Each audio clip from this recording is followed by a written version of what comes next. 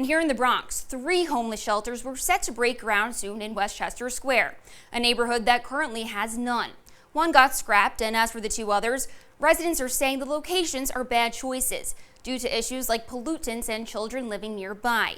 News 12's Julio Avila got reactions from the community and different city departments.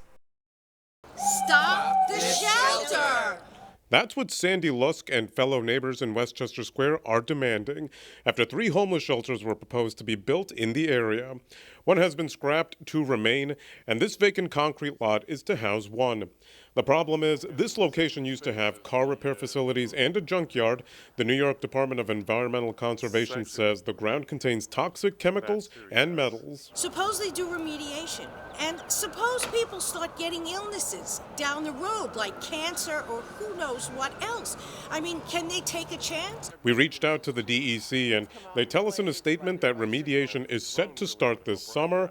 When complete, the DEC says, quote, the site will be fully protective of public health and the environment. Now drive about 10 minutes to Poplar Street, and you'll arrive at the second site. The residents here say the concern isn't contaminants, but that it's on the same street as a preschool with children.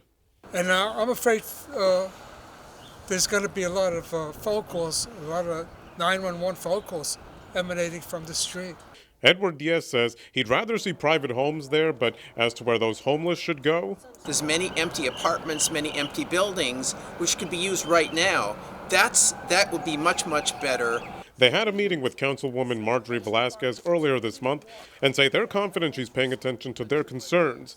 They're scheduled to have another meeting soon.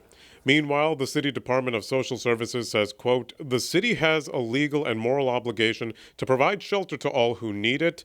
We are committed to ensuring that this community has the critical safety net resources needed to support neighbors who fall on hard times closer to their support networks.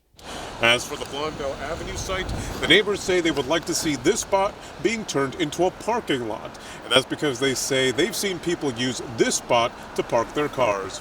In Westchester Square, Julio Avila, News 12.